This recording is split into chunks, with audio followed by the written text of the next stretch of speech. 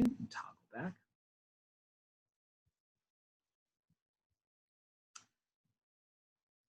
We're going to scroll down right now to 2.6. Identifying continuities and changes over time can help us understand historical developments, and certainly we are living in a historical development right now. We are going to be part of history, and students are also going to be part of history as well. 2.7, cause and effect relationships help us recount events and understand historical development. Again, thinking about the present. The present is part of history. And so students are actually living in a historical moment that is rapidly developing and changing over time. 2.8, communities face different challenges in meeting their needs and wants. And then 2.9, which is very important here, a community requires the interdependence of many people performing a variety of jobs and services to provide basic needs and wants. And I would really say second grade offers a lot of flexibility within the key ideas. So if you look at the key ideas and then you read down into the conceptual understandings that are underneath them, and then into the chevrons, which talk about specific pieces of information, there's many, many anchor points that you can link this lesson to, far beyond just the ones that we listed. So again, as you go and you engage in this, just understand that there's a lot of curriculum and there's a lot of the key ideas from New York State's framework built into here. So you are teaching something that is aligned. The practices that are explicitly taught in this particular lesson are gathering, interpreting, and using evidence, which is seen throughout the lesson, comparison and contextualization, geographic reasoning. This is, after all, has a strong focus on map making, on understanding cartography, how globes look different than maps, some of which goes back to first grade and even kindergarten level. But again, we're talking about a time where students are facing different stressors. And so we also felt that there was a really powerful need for students to be able to anchor back to previous lessons that they've learned. So even though some of this may be repetitive for our second graders, understanding that they may not have the most clear mindset or focus, it'll be helpful for them to go back and revisit some of these topics that they had covered in kindergarten and in first grade. So the overview. And the overview really just exists for a way for you to frame this for yourself. It could also be if you're going to turn a large part of this over to parents and ask them to be partners in their students' learning. This could be something that you would provide to parents. Connecting students to the communities they belong to is critical at this time. Students belong to many different communities. These communities include their families, schools, towns, cities, states, nation, and the world. So we're experiencing a really unusual circumstance where we are spending the brunt of our time, the majority of our time in our family units, but we want students to still be able to connect beyond that. And so that's why we felt that building this map making component in and really having students still be able to link to their broader world would be really valuable to them at this time where they may feel alone or isolated. Everyone has an important role to play in a community. People in communities have many different roles and jobs. It is the job of everyone in the community to keep everyone else safe, helping students to see the link between social isolation, their role in the community, and safety will assist them in understanding the need for social isolation. Exploring the structures of the community further will help them to continue to connect to their broader world. Now, I know many of us have had some limited contact with our students since we've kind of gone into this mode of operating outside of schools. Some of us were on spring break this week. Some of us were on spring break last week. The one thing I do want to tell you, I am the father of a second grader, and I actually demo taught part of this lesson to a group of second graders. If you're feeling at all tentative about discussing COVID-19 or the coronavirus with second graders, I would tell you that they already know about it. When I did meet with a group of second graders, I wanted to kind of unpack a lot of the ideas in here. And as I was discussing with them and sharing with them, they knew far more than I would have imagined. And, it's one of those moments where it's the elephant in the room. So I think it's important to acknowledge to our students that, we understand that we are isolated right now. We know that we're doing distancing, but here's a way that you can think about what we're doing, where you can connect it to the curriculum, and where students can find real value in their actions. And again, recognizing students for going in above and beyond to take care of other people, because that's what they're doing through social isolation or distancing, may bring them some comfort or some peace of mind. So one of the things that we did build in here was a key. You'll notice the key breaks down the different components, but again, this is completely up to you. This is the way we envisioned it. You may feel very differently about this, but anything highlighted in yellow, we felt could be a K through 2 assignment task with tweaks or modifications based on student developmental level. The orange tasks are kindergarten. The green ones are first grade, and then the teal colored ones are second grade. And then that kind of goldenrod beige color talks about the optional technology components, which could be supplemented by paper and pen in most cases as well. So we also wanted to give that option, again, understanding our students have a wide variety of resources at their disposal. So the lesson starts off by playing a video of me on the map, which is a text, and it just kind of talks about a student understanding their place in the world, questions to ask, and you'll notice under each section, there's these explicit questions to ask. Again, these are not necessarily in there for you as the teacher, but if you are going to be turning a lot of this over to a parent, these would be great prompting questions. Parents, talk to their children, they instruct their children all the time, they teach their children, but they very rarely do it explicitly in the same way that we do it in the classroom. And so we wanted to embed these prompting questions for both your use if you need them, but also for parents' use as well if they're going to be turnkeying this at home. Number 2, we're going to introduce the concept of cartography or map making, play videos of Know Your Globe and the Geography song, Globes versus Maps. Again, the one thing I will tell you is if you do know a large number of your students do not have access to the internet or may not have access to reliable Wi-Fi, and you're going to be converting this into, let's say, a packet, for example, that families might be picking up, now that we know that the governor's closed schools through April 15th, I would say that it's really important that you then include supplemental resources there. You may actually want to go, get an image of a globe, get an image of a map, and actually include those in a packet. Because again, we want students to be able to visualize what we're talking about. Questions to ask based off of those videos or based off of what other resources you embed in there. What is a map? Why do people need maps? Where have we seen maps before? Gone are the days in most cases of the old paper maps that get kept in the glove compartment. Most students, they're going to point to the GPS system in their parents' car or maybe Waze on a phone. And those are examples of maps, and they're examples of maps through technology. And so, again, validating students' observations there and saying, yes, you're right, that is the map. It's just a new version of a map. It's a map that maybe I didn't have when I was a child. Will, again, allow you to form a connection there.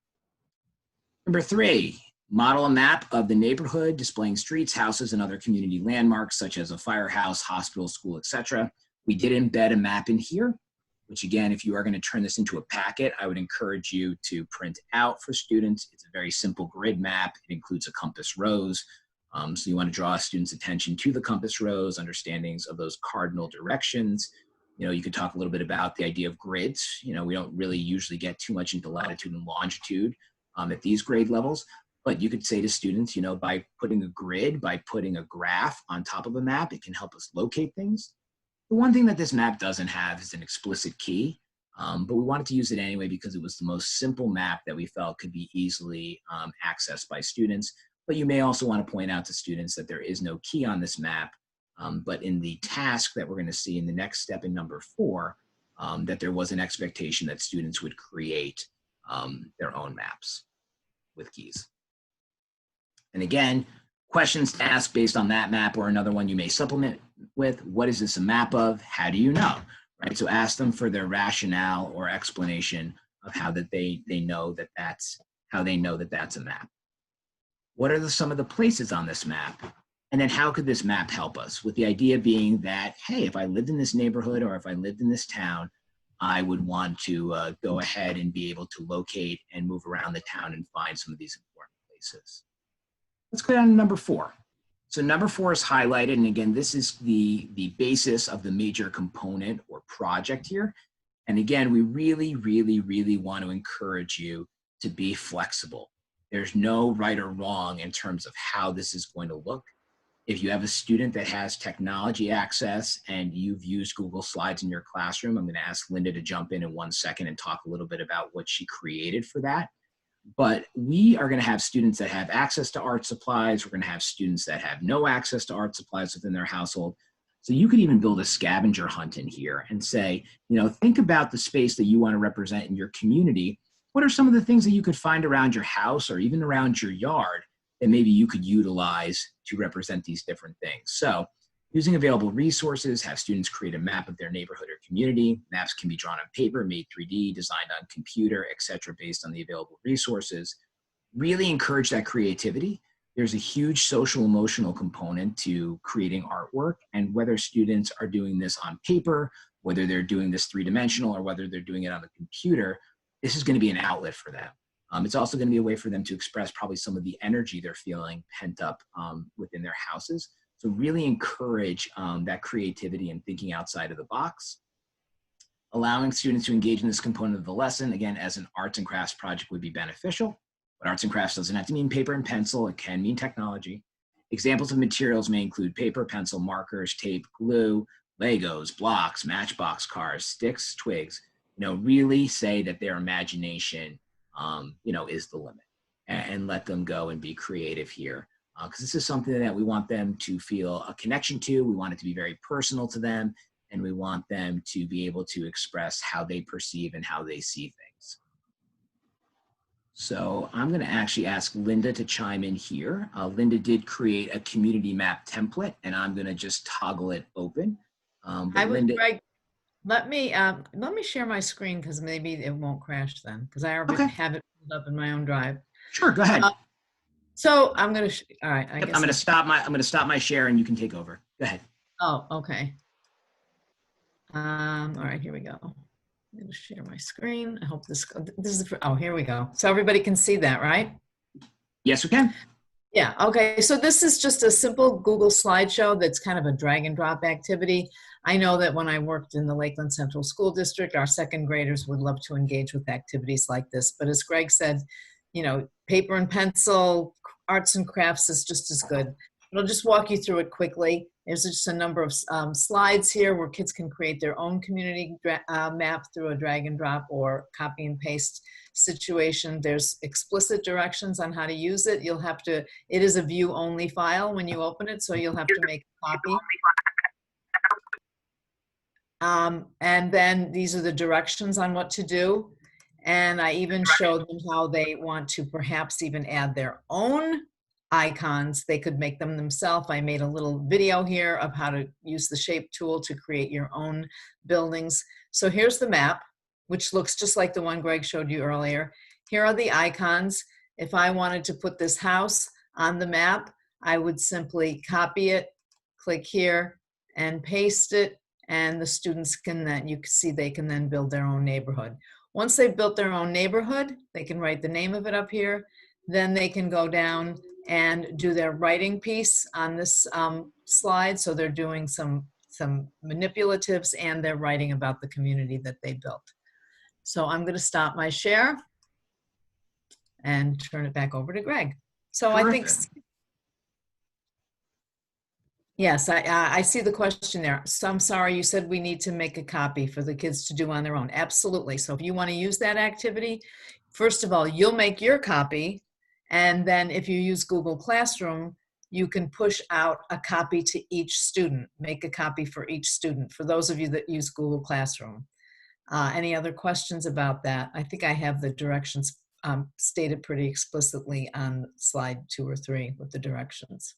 Great, thank you so much, Linda. And Linda will kind of chime back into, because she built another excellent slide deck activity for one of the subsequent parts of the map activity, but thank you again. So you'll also see here that Linda put in some abbreviated directions in here as well, right? The file is view only. Go to file and select make a copy and save to your Google Drive. Push out to students by sharing or posting on Google Classroom. And again, if you utilize Google Classroom, you do have that function where you can actually send each student their own individualized copy of it.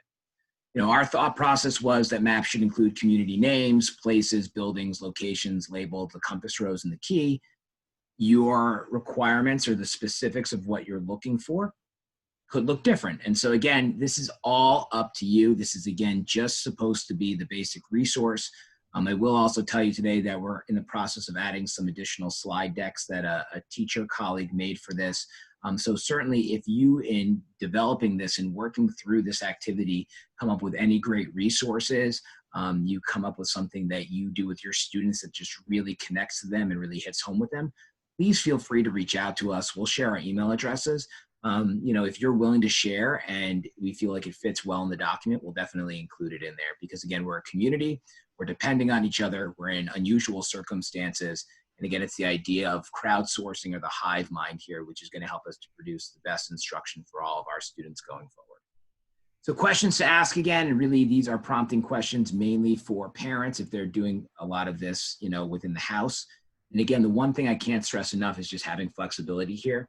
This is a pretty involved activity, and especially if you do have the flexibility, if your district's allowing you to do this over multiple days, if they're just saying, hey, we expect you to share resources out, you don't necessarily have to meet with students in real time or have expectations or certain due dates. If your district's focusing on feedback versus grading materials, which I think is what a lot of our elementary districts or elementary schools are especially kind of thinking about right now, I would just really encourage as much flexibility in how you kind of stage out these components as possible, understanding that, right, again, households are going to look very different at this point. We do have parents that are expected to be working from home that need to be logged on from 8 to 4. And if you have one laptop, and we're expecting students to log on at certain times, but parents are also, right, at the same time supposed to be logging on and working, that can create hardships for people. So just be mindful of all those things and operate within the parameters. The other one thing that I just wanted to share with everybody in terms of technology here, we live in an amazing opportunity where technology is just being pushed out so fast on us, and the opportunities to connect with students exist like never before and is kind of needed like never before. The problem with that is that we always have to make sure that everything we're doing is compliant with Ed Law 2D. So the one thing that I would caution all of you, and I'm speaking in my other role besides being, the leader of SSELA, in my role as an administrator within an online high school, what I'll tell you is that you have to make sure that any different kind of apps you're using, programs you're using, are not collecting student data in a way that violates state law. And my tip to all of you would be that if you have not explicitly received approval from your district for a particular type of technology, ask. So whether that's asking the tech person at your central office or your building administrator, just for your own peace of mind, just make sure that you are operating within, both your district policies and also within New York state law, specifically Ed Law 2D. So what is the name of your community? These would be the questions. You'll notice there are some specific second grade questions here. Do we live in an urban, suburban, or rural country area? Because that is one of the explicit key ideas that is found in second grade. What makes where we live in urban, suburban, or rural areas? So not only do we ask students to define it, but we also ask them to explain why. So it's not just where do we live or what is it, it's why is it considered to be this particular type of area. And again, you may want to build in some additional resources there depending on whether or not you have discussed that in class yet at this point in the year. What are the locations, places, and buildings you chose to include and why? So starting to understand why students chose certain places, why they found value in them, why they're important to them. Why would a compass rose be important? Discuss cardinal directions. I always like to say, what if GPS failed, right? What if GPS failed and suddenly we found ourselves, I go back to my Boy Scout days and we found ourselves with a compass and a map. Because students will say, right, all the second graders that I talked to, they were like, it's fine, I'll just use GPS. It's fine, I'll just use Waze. And I was like, let's step back for a second and pretend we don't have that technology in our hands and that we don't know actually how to use it. And why would a key be important? Again, because it helps us to better communicate with people and it speaks to geographic reasoning, which is one of the practices that New York State asks us to develop student skills in. Optional activity. Again, I'm not going to click on this one because it's going to launch Google Earth on my computer.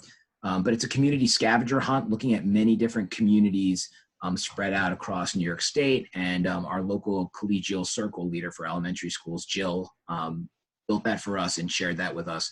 And again, it's a great way that, if you want students to see what other places of the country look like, and they have access to computers and they have access to Google Earth loaded on their computers, this would be a great way for them to have a bird's eye and street level view of what other communities look like. Going down to number 5. Number 5 is where students start to share out, kind of their love for their community or, again, what they value in their community. This is the tour guide component.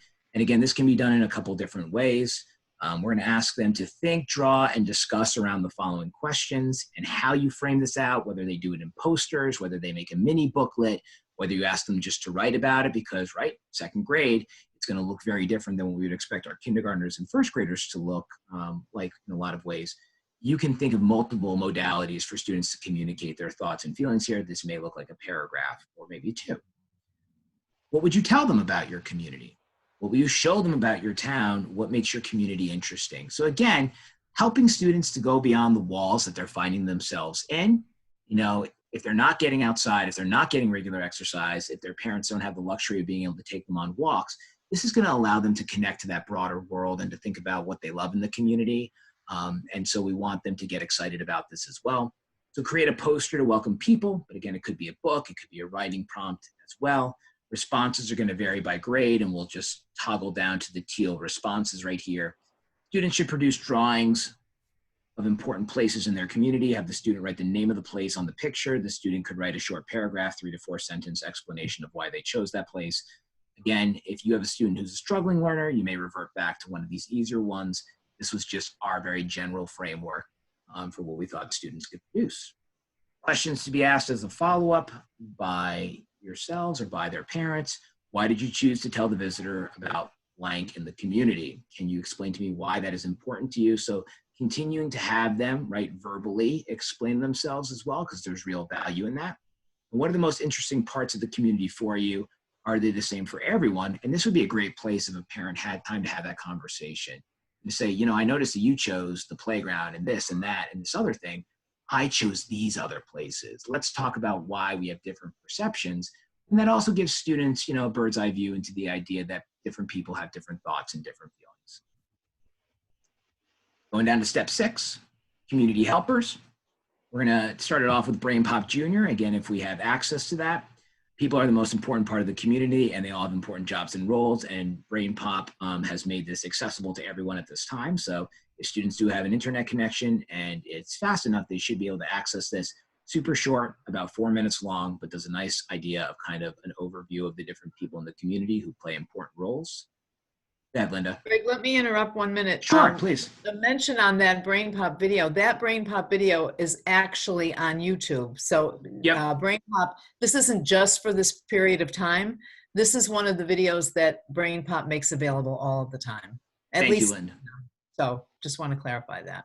No, and that's important too, because you know, we may find ourselves in a couple weeks where things are being password protected again and we don't have access to them. And certainly that link that Linda had put in there is right to YouTube. So you'll be able to access that continually, and that's from their own YouTube station. So again, questions to ask after watching the video. Think about the important places and buildings you put on your map. Why did you include them? What people live or work in these buildings? So now we're going to ask students to go back to their map, think about the map that they built, and now think about that conversation they had about what they would tell somebody about their community, and now start to think about the people. So they're thinking about multiple layers here, and they're going to hopefully connect to the idea that they find certain places important because they connect them to certain individuals that play important roles within their community. So if they talked about school, it's not the school building itself that has value, but it's you as the teacher and their classmates and their principal and the custodian and the specials teachers and the bus drivers. It's all those different people that really are important and give value to these different places within the community. The second question, how do different people in the community help each other? And again, another great place to talk about, again, we're stuck inside, we're socially isolating, we're distancing from each other. How is this a great example, right, of helping each other? You know, a student might say, I'm not doing anything, I'm sitting here at home, you know, I'm bored. Yeah, but you're keeping other people safe. And so even though it is a sacrifice, right, you're being a good citizen, you're participating in action civics because you're taking actual actions that benefit the broader community, and letting them see value in that may make it easier for them to deal with the fact that they are kind of cut off. And why is it important for different people in the community to help or take care of each other? Again, connecting that to what we had just said. For step 7, and then I'm going to turn it back over to Linda again, and she'll be able to share her screen.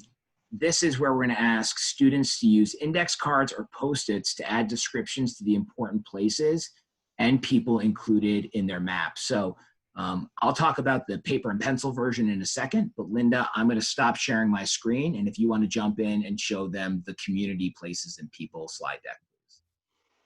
Okay, again, making sure that your students have access to technology. If you decide to push this out to everyone, you could choose to use this slide deck, which is sort of ends up making kind of like a book about the community. And here's again where Greg said this is our area where we talk about our community helpers. I know this is a big unit in second grade. And so they would go to this slide, and we've identified the kind of the major places in the community that they might choose to write about: animal hospital, police station, library, school, town hall, etc. Or if they found their own place, they could actually write their own choice right here. And each of these places links to a slide where they're all asked the same questions. Who works here? What do they do for us? And why did you choose this? So in the classroom setting, when we were all together, you might have this be a collaborative slideshow, but given the fact that kids aren't in school together right now, you would just push this out one slide per student, and they would get to do as many of the slides as they would like to. So it's just another option, not necessary, not required, just an option, knowing that kids, at least the kids that I know, a lot of them enjoy using technology, and Google Slides is a pretty easy way for you to push that out to them if you're a Google district. So I stop the sharing. Back to you, Greg. Lisa, I saw that you raised your hand. Do you have a question? Lisa. Yes, I just unmuted. Hi. There you go. Hi. Hi, Linda. I love your slideshow. Looks awesome. The kids will really enjoy that. I wanted to ask you where the questions come up. Do they type their answer right on that screen? Absolutely. So if you push out the slideshow, it's you make a copy for each student. They type it right on the screen. And actually, in the speaker notes at the bottom of the slideshow, it's actually gives a little directions on what to do. And I even said if they want to insert their own pictures if they want, they really have free reign there to include what they want and even choose their own place. Great, thank you. You're welcome. Thank you, great question.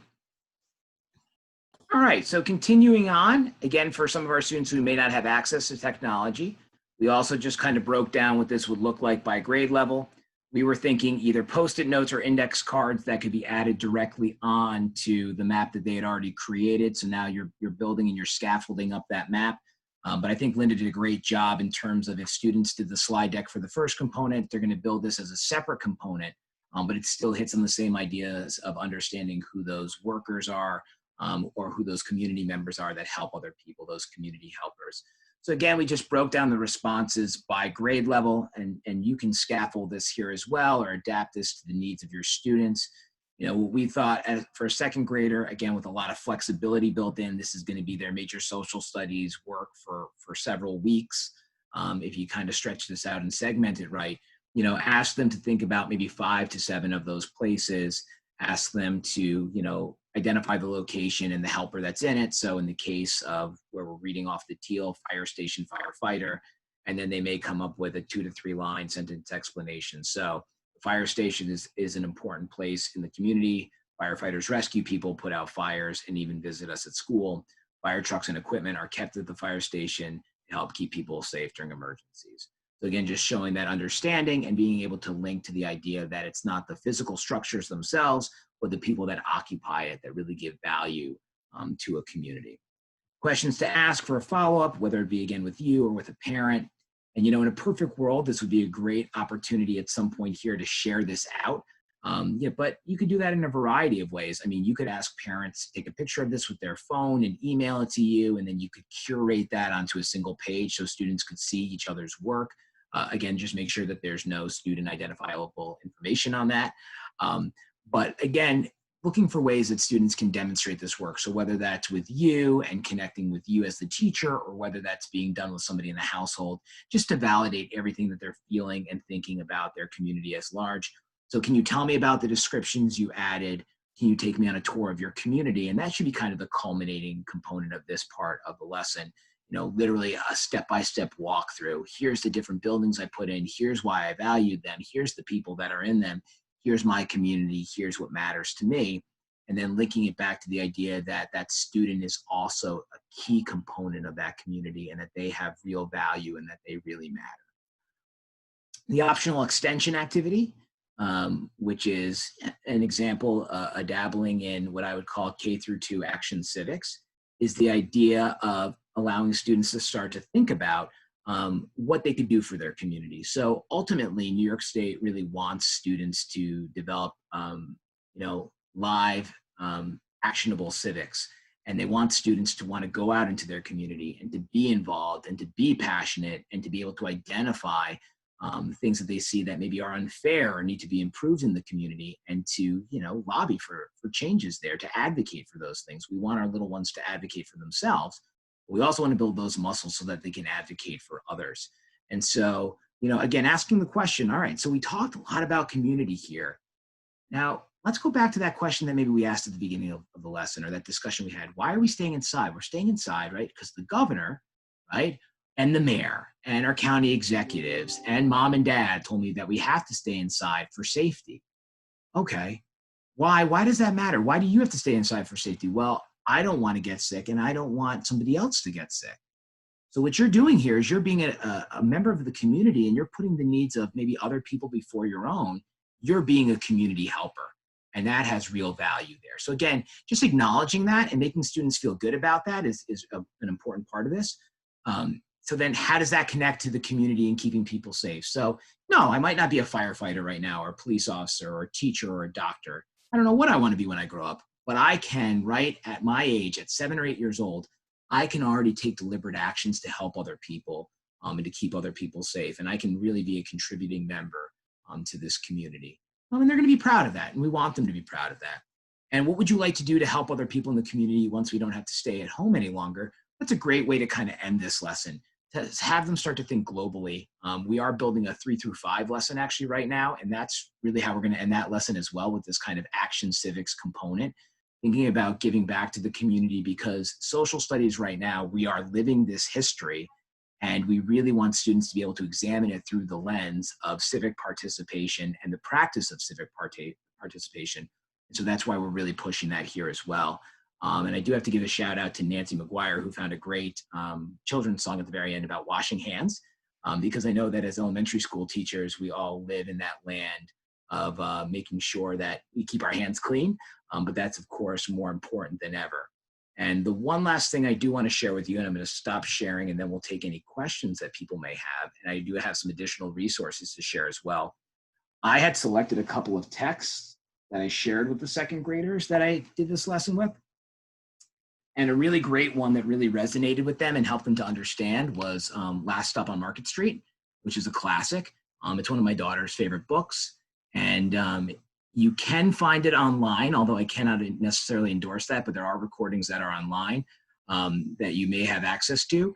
But even if you were able to record yourself doing this and send it out to your students, it would have real value. But it's a great book about understanding CJ and his Nana and how they, spend their time kind of taking in the different faces within the community.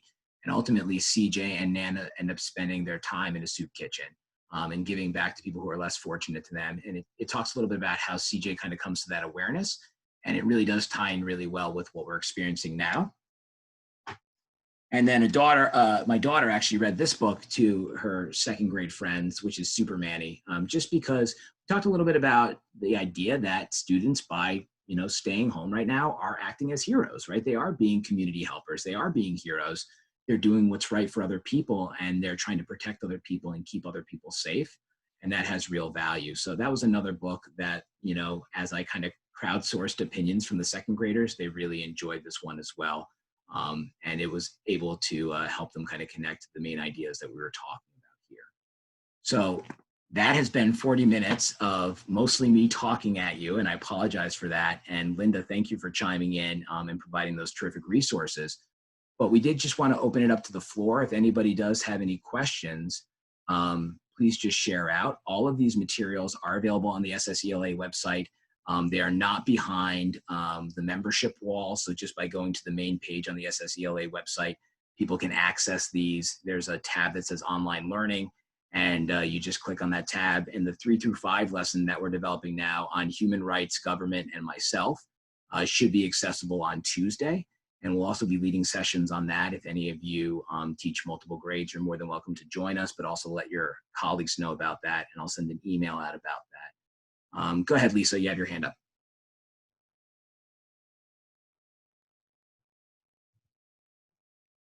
Okay, my question is, I would love to record my voice reading a book. What is the best way to do that? Just to have the voice be recorded and to put it on my Google Classroom? Like what device or what platform is that easiest to be done in? Go ahead, Linda. Absolutely. I've been working with a lot of teachers that are bringing up this question right now. Are you a Google district? Yes. Most of them have been using Screencastify, which I don't know anything about that. Oh, unfortunately, well, fortunately or unfortunately, usually you're limited to a 5-minute recording. Right now, during this period of time, they're giving teachers premium versions of that for free. And I will get that information. If you would type your email address in the chat box, I'll send you the code for getting that. It's very easy to use, really. I mean, all you do is you click on the button up in the Chrome browser, and you can start recording. It's called Screencastify, works very easily. There's some other ones that aren't free, but right now that one is free. So Okay. who was that, Lisa? Lisa, my email's my name. Lisa, I don't. Yeah, at AOL.com. And we're going to share our emails as well so that you can follow up Yeah. with us, just to also facilitate conversation. Because I've been having conversations, as has Linda, with individual teachers back and forth. And so if you run into any of those kind of trouble spots, we're more than happy to support you and assist you through that. Linda's also going to be teaching a class on Monday at 9 o'clock on using technology and using it to support the SSELA lessons that we have. And you can certainly also attend that session. And I'm going to share that link right now. And I would ask you to bookmark it. So PNW BOCES, we are offering free virtual professional development, and we're offering basically 5 sessions a day. Every morning we have a coffee and conversation, which you're all welcome to join in on. It's very laid back. It's just an opportunity to connect with other people because we also have to worry about our own, social, emotional, and mental health during times like this. And it's just a great opportunity to smile, to laugh, to share resources, to talk about what's going on in your own space that you're occupying, or to ask questions to a group of regional educational leaders. I mean, we have superintendents in this group, we have parents in this group, we have teachers in this group, we have PNW BOCES staff in this group, and it's just become a really great place to check in and also just kind of set a positive tone for the day, because it is very supportive and it's a great place to also network. We also, though, do have some really great kind of banner people coming up next week. One of the great parts of this is that, the quote unquote edu celebrities, right? People who are really well known in the educational realm have stepped up and offered to participate in this free professional development. So if any of you know Greg Tang is really well known in math circles. He's going to be talking about online math resources that he curates. And that's a session we're also offering on Monday. If you do click on that PL on the Go link, it has this week's schedule up. We will be posting next week's schedule tonight. And then George Koros, who's also a very well-known educator, is going to be joining us on Tuesday. So we have lots of people. We have Randy Hall and Diane Cunningham, which are 2 people that work with our online high school, that are going to talk about a simple way to design online lessons. They have a 4-step process, and it can be really turnkeyed for any lesson. It could actually be applied to this lesson and could help you to break up this unit. And they're going to also be leading that session, and I'll be facilitating or co-facilitating with Linda on Monday, and then also co-facilitating with Randy and Diane. So we just really encourage you, no matter where you are in the state, and we do have some friends with us, I think, today from outside the state, to feel free to come and join us and to participate and to learn with us. And like I said, we'll have our new schedule posted sometime this evening. So I'm going to share my email address right now as well.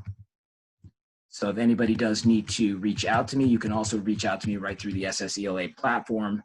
And then I'm sure Linda will also share hers as well. There we go. simultaneously.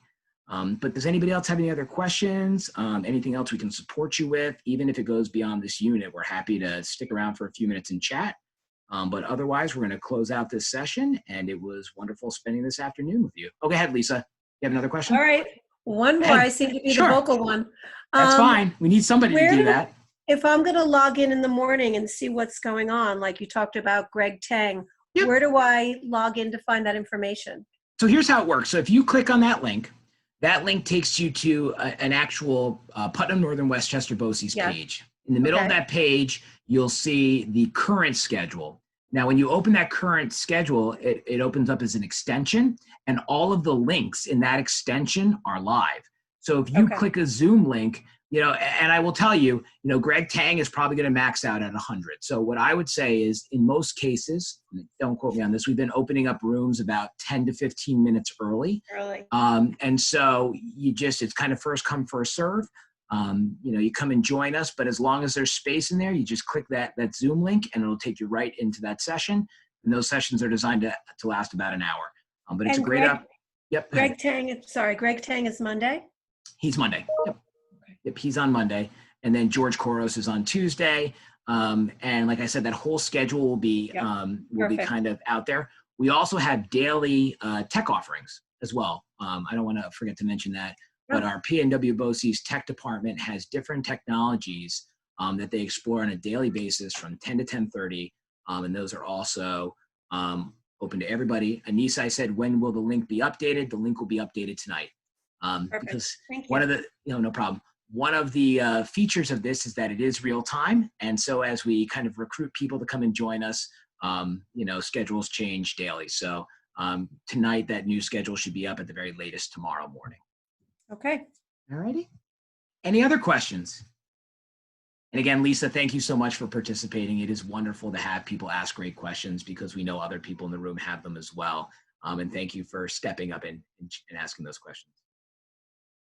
And I saw Anissa again asked about any other time for tech support. Yes, so when that schedule does come out, Anissa Hazelwood, I would just really encourage you to look at that. There is those daily tech offerings. Linda's doing a tech offering on Monday. Randy and Diane are doing one later in the day on Monday. So there's at least 7 sessions scheduled for next week looking at different kinds of technologies. The session that I'm going to be running on Monday is specifically taking SSELA content and delivering it digitally to your students, just for the challenge of teachers who want to implement the social study. Of course, it's behind a password protected wall that kids don't log into. So just giving you some strategies for using some of the content on SSELA in an online environment. And thanks again for Linda for doing that and giving up her time. We really do appreciate that. All right, so if will you need a Google Classroom? In some of the technologies, it does work better with Google Classroom, but Linda's going to talk about all different modalities. Linda, do you want to talk a little bit about that? Yes, I'm trying to actually steer away from being specific to Google Classroom. I will show you how you can upload things to Google Drive and then use them in Google Classroom, but I'll also show you how to do that in Microsoft if you're a Microsoft district. But more specifically, I will probably show some other tools that you can use that are platform, I can't think of the word right now, not platform dependent. Platform agnostic, platform agnostic, right? That's it, Greg, you got it. Gotcha. So, it's not going to be specifically Google geared at all. Linda's session is going to be 9 a.m. on Monday. And again, I'm expecting a big turnout for that. It'll be right after our coffee and conversation Zoom chat that we start off the day with. But we hope that you'll join that. And again, that will be on a link embedded in the schedule that again should be up tonight. And if it's not up tonight, will be up first thing in the morning tomorrow. There'll be plenty of time. If you want to just kind of make a note to yourself, I'm going to check, the schedule Sunday evening. It'll definitely be up by then. But this is a dynamic schedule and it kind of changes in real time. But lots of great offerings for next week. All right, folks, I wish you all a very happy weekend. Relax and recharge. Enjoy the beautiful weather that we have out there. Go and take a walk, which is what I'm going to do right now. And thank you again to Linda for joining us, and Jessica for also joining us, and Nancy for joining us as well. And have a wonderful weekend. Bye-bye.